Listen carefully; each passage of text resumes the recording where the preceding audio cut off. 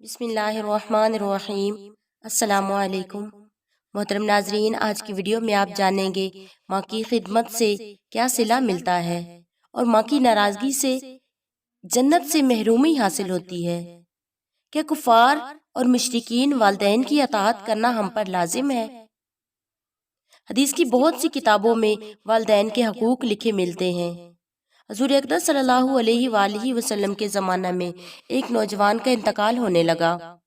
حضور صلی اللہ علیہ وسلم سے عرض کیا گیا، اس سے کلمہ نہیں پڑھا جاتا۔ حضور صلی اللہ علیہ وآلہ وسلم تشریف لے گئے اور اسے دریافت فرمایا، کیا بات ہے؟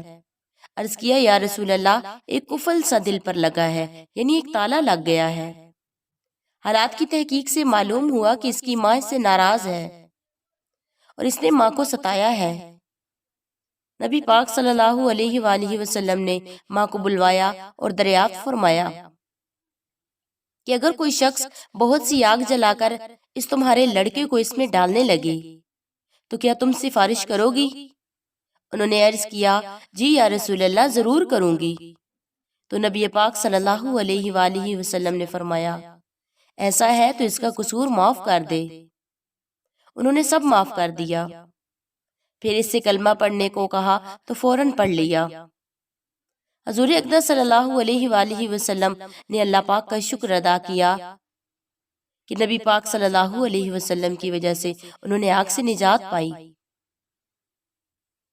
ماں کی خدمت کا کیا صلہ ملتا ہے؟ حضرت اویس کرنی رحمہ اللہ علیہ ماں کی خدمت کی وجہ سے آقائے مدنی صلی اللہ علیہ وسلم کی زیارت سے محروم رہے اور چشم باطن سے زیارت ہوئی۔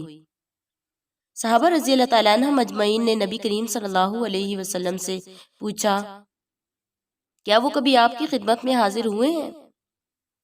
آپ نے فرمایا، نہیں، کبھی نہیں، لیکن چشم ظاہری کی بجائے چشم باطنی سے اس کو میرے دیدار کی سعادت حاصل ہے، اور مجھ تک نہ پہنچنے کی دو وجوہ ہیں۔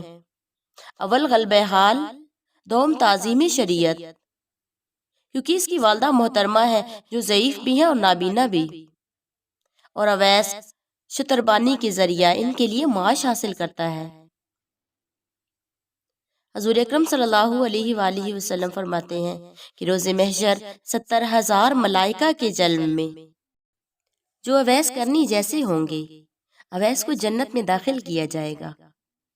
حضور اقدس صلی اللہ علیہ وسلم نے فرمایا، میری امت میں ایک ایسا شخص ہے جس کی شفاعت سے قبیلہ ربیہ اور مضر کی بھیڑوں کی بال کے برابر گناہ گاروں کو بخش دیا جائے گا۔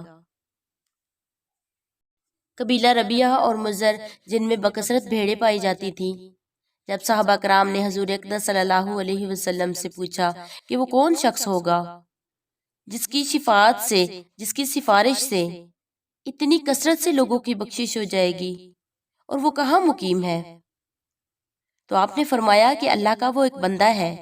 پھر صحابہ کرام کے اصرار پر آپ صلی اللہ علیہ وسلم نے فرمایا، وہ اویس کرنی ہے۔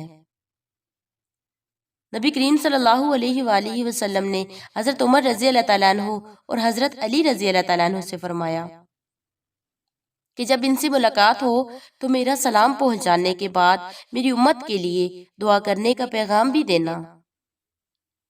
پھر جب صحابہ نے عرض کیا کہ آپ کے پیراہن کا حقدار کون ہے، تو فرمایا، اویس کرنی۔ یہ ہے ماں کی خدمت کا صلہ۔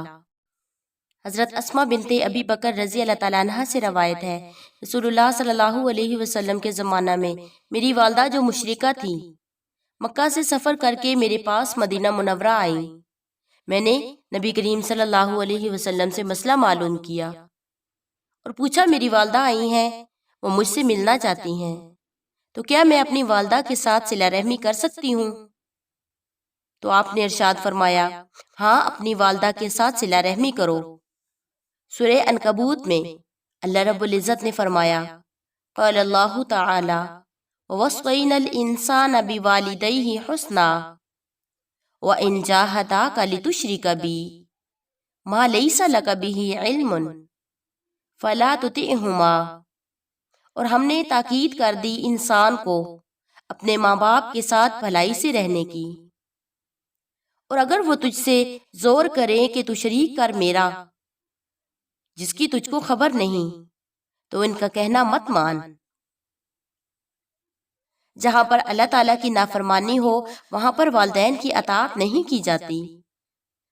دنیا میں ماں باپ سے زیادہ کسی کا حق نہیں، اس کے باوجود اللہ تعالیٰ ان سے زیادہ حقدار ہیں۔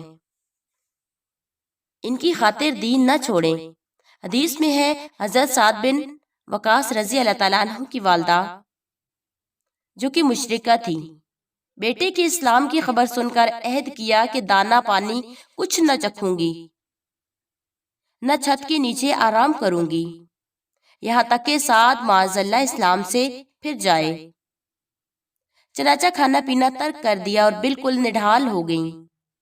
لوگ زبردستی منہ چیر کر کھانا پینا دینے لگے۔ اس پر یہ آیت نازل ہوئی، گویا بتلا دیا کہ والدین کا اس طرح خلاف حق مجبور کرنا یہ بھی ایک ابتلاء و امتحان ہے۔ چاہیے کہ مومن کے پائے ثبات کو لغزش نہ ہو، کیونکہ ماں باپ سے بڑھ کر خدا تعالی ہے۔ جہاں اس کی نافرمانی ہو وہاں پر والدین کی اطاعت ضروری نہیں۔